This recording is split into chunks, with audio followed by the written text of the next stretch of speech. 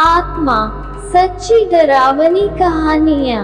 ये घटना सन 1958 में घटित हुई थी। उस समय में चिकित्सा सुविधा बहुत ही कमजोर हुआ करती थी। यूपी के मुजफ्फरनगर के रसूलपुर गांव में एक चौधरी गिरधर सिंह नाम का एक आदमी रहा करता था।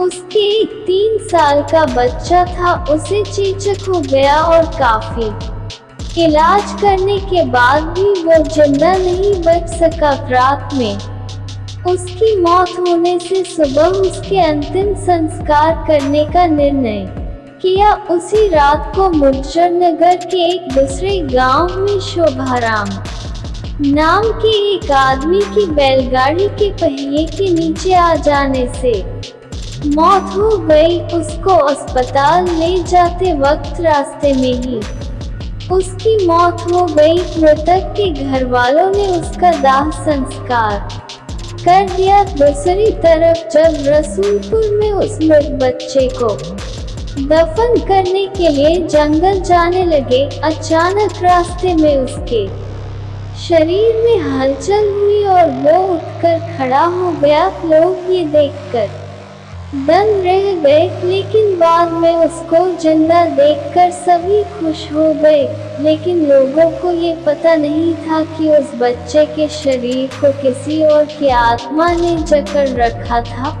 उस 3 साल के बच्चे में 23 साल के शोभाराम की आत्मा घुस चुकी थी। वो अलग जगह पर आकर बहुत परेशान हो रहा था और खाना खाने से मना कर रहा था, लेकिन बड़ी मुश्किल से समझाकर उसको खाने के लिए राजी किया। एक दिन वो बच्चा अपनी माँ के साथ उसके ननिहाल जा रहा था कि अचानक रास्ते में वो जगह आई जहाँ शोभाराम की मौत हुई थी।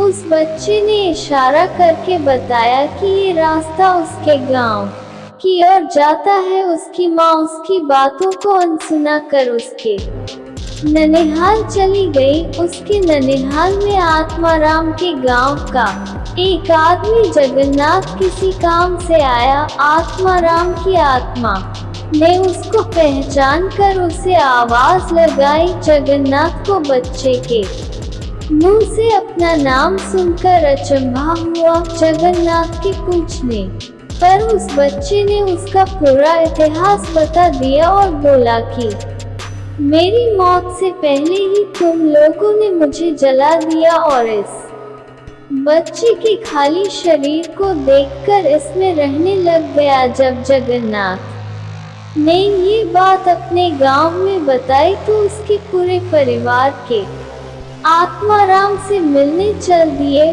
उस बच्चे ने सबको पहचान लिया और वो उनके साथ उसके गांव चल दिया और उसने वापस रसूलपुर आने से मना कर दिया, लेकिन लोगों के समझाने पर मान गया। इस तरह वो 2 परिवारों को साथ लेकर चलता रहा। इस कहानी से हमें ये पता चलता कि यदि कम उम्र में किसी की मौत हो जाती है तो वो अपनी अधूरी इच्छाओं को पूरा करने के लिए किसी के शरीर को इसका जरिया बना सकती है। दोस्तों, मैं आपको बताना चाहता हूँ कि ये तो केवल कहानी है, लेकिन हकीकत में ऐसे कुछ मामले होते हैं जिनको कोई पहचान नहीं पाता है। इस कहानी में आपको थोड़ी सी भी सच्चाई लगे तो कमेंट के जरिए अपना विचार लिखना ना भूलें।